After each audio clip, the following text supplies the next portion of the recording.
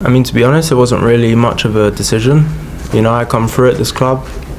You know, I love the club. You know, I've experienced winning here, and I believe there's still lots more to come in the future. And in terms of that belief, how much confidence do you have in the direction that the club is heading in over the course of the next few years? No, I mean, I've spoken to everyone from the top of the club down, from, you know, ownership to sporting directors, and, you know, I'm fully behind, you know, the project and what we're trying to build. Liam, you can't stop smiling. Just how significant a piece of business is this to the club? Yeah, I can't stop smiling because we secured the best player in world football in his position, and he had many opportunities to leave this magnificent club. And the good thing is not just the size and the stature of the club that he's come through from a very, very young age, but it's his belief and confidence in what we're doing here, where we want to go. We've had many conversations about it. For him to sign a deal and put his faith in us is a massive step.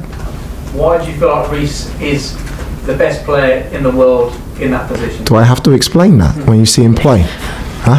I don't want to embarrass him. He's top. No, he's top. What's when you meet Reece, you see him from afar and you admire him. He can play many different positions. Technically, he can score goals. He defends. His athleticism, tactical understanding. The thing that impresses me most about him is his humility and him as a person. And you realise why he's having and will have the career that he will go on to have as the captain of Chelsea. For as long as I'm here, he'll be my leader.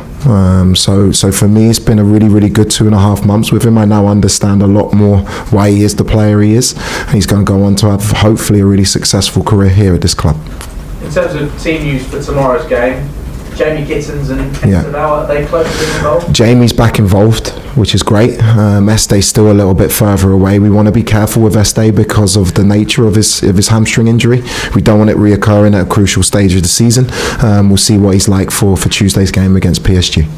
There's been a lot of focus on goalkeepers this week. Do you feel like the options that you have at Chelsea are good enough for a club the size of Chelsea? For sure. Obviously, I made a decision to play Philippe against Aston Villa, and his performance was outstanding and contributed to a very good win against a very good team. And I think his performance for 75 minutes was magnificent. He makes a mistake, and we get punished, and we go on to lose a game in a manner that we definitely shouldn't have lost. Rob Sanchez is one of the best goalkeepers in the league.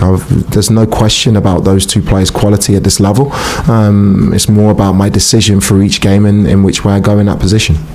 And bearing in mind what happened on Wednesday night, how is Philip? Is he in a position mentally to start the game again tomorrow? For sure. Everybody makes mistakes in life, in football. It's how you recover, it's how you respond to a setback. I've got no issues, no lack of trust with the two goalkeepers I have, or the team. And I'm really, really looking forward to getting back on the pitch with what happened in the last 15 minutes on Wednesday. UEFA have opened an investigation after Pedro Neto pushed a ball boy on Wednesday evening, and we saw he was sent off against Arsenal earlier this month. I know he's apologised. It'd be great to see him come out and apologise for his actions, but are you concerned that he's struggling to control his emotions at certain times on the pitch? I think it's. I've seen the incident back now, and it doesn't look good in terms of. I understand Pedro's perspective. He wants to get the ball back in play as quickly as possible. He wants to win for the club. There are ways you go about it. What I was so impressed with him was for him, and it was his idea. He's like he wanted to apologise straight away. Like I've just said, whether it's a goalkeeper, whether it's me as a manager, a player, we make mistakes, but it's about learning from those mistakes and making sure they don't happen again. And finally, for me, given the state of the Champions League tie against PSG, do you almost need to prioritise the Premier League more and ensure you are back in the Champions League next season? I don't prioritise any competition. The way that we play, we want to win the next game. I've seen teams come back from 3 goals down in the Champions League at home many times. With the amount of chances that we created in the game after analysing it back, we still have a very good chance if we can get the first goal in the first half on the Tuesday night after this important game tomorrow. Thanks, Liam. Thanks, Reece. Thank you. Soraya? Hi. Reece, congrats on the contract extension. Liam, good to see you. Just on the back of PSG, obviously it was a game with such momentum, maybe the scoreline doesn't even reflect the actual game. But you waited quite a long time to make some subs. Newcastle was also speaking, they've got Barcelona about their fatigue and time Yeah. in the squad. What was your rationale? Did you just think the lads on the pitch were doing a good job? That you've said it. Sometimes it's that simple. We were in a really good place. We're in a really good place in the game. The last thing you want to do is disrupt the flow of the team in terms of making changes for the sake of making changes. At 2-2, we were. I've watched the game back. Even at the time, I felt that we were in the ascendancy in that moment, and then we make a mistake and it gets to 3-2, and the rest is history. I'll make changes when I feel it's the right time to make changes for the team. I don't think too far ahead for the next game. It's about, in this stage of the season, it's about the importance of each game, and starting with the game tomorrow. My thought on the team for PSG or what that looks like hasn't even entered my head for Tuesday. And as a coach, you always speak about equipping players with the tools, but you want them to go on the pitch and think in the moment and do 100%. what's best fit for them. But dropping the points that you have from winning positions or those errors that have happened, how do you in your role actually make the team more clinical? Because there were many chances in some of the games you've lost where it's a different story from there. Yeah, I think I've been here for 2.5 months.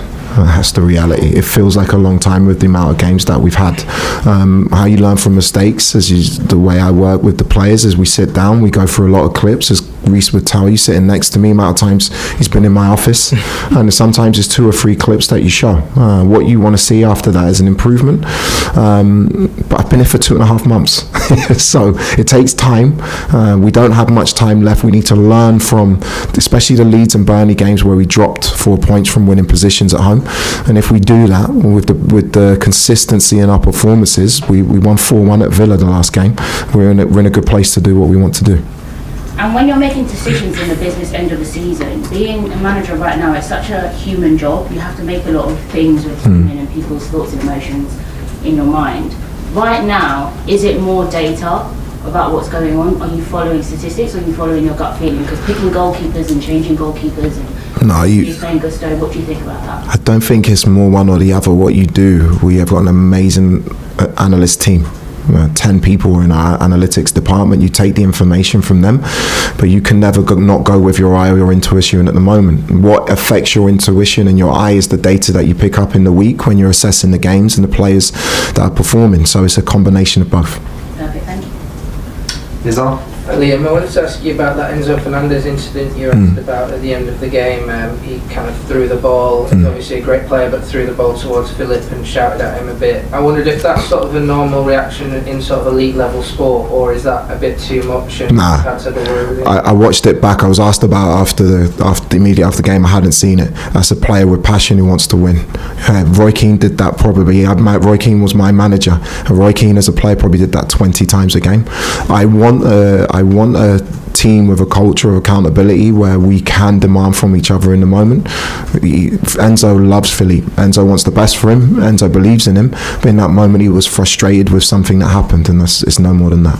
I wanted to ask Reece as well, as the captain, you've got a vice captain there as well. How does it work with the dynamics in the leadership team? How do you lean on that? Maybe you're more of a calm character and Enzo's more of an aggressive character. No, I mean, I think we work hand in hand. You know, he has a lot of influence on the dressing room as well, you know, with a lot of non-English speaking players. I know we work together, and, you know, ultimately we both want the best for the club and want the team to do well. Do you think you two could be like a long-term leadership team, because you're both still young yourselves and things like that? Do you think you can grow as leaders and sort of be two of the figureheads to lead this team into a good future? Yeah, for sure. I mean, I haven't, you know, been a captain so long. You know, I'm still young, I'm still learning. You know, the longer I play, the more I learn. And yeah, I just try and, you know, give my best and improve on every opportunity. Thanks, Nizar. Simon? Hi Reece, congrats on the new deal. You talked about having talks with people at the top.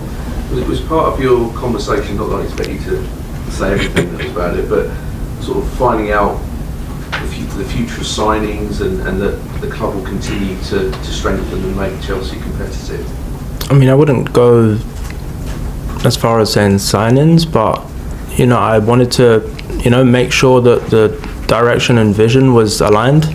And, you know, for sure, everyone from, you know, the top to bottom is aligned, and, you know, this club's ambition is to win. You know, every year I've been here, the club has won trophies, you know, and we're going to continue to try and do that.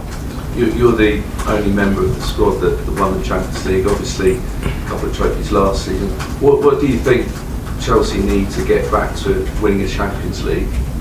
What do you think's missing? No, I think, winning major trophies like this, are small details, and you talk about small details, and we let a few slip the other night, with the way the game ended. We need to, we'll go over that with the team, with the manager, and try and adjust things for the second leg.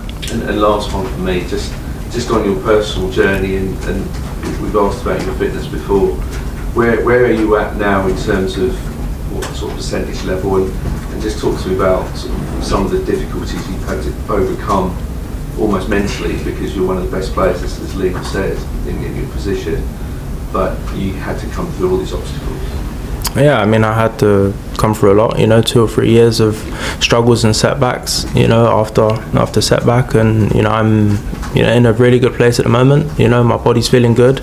I'm playing, on a regular basis, 2-3 games a week, and I just try and help the team as much as I can, and do what's right.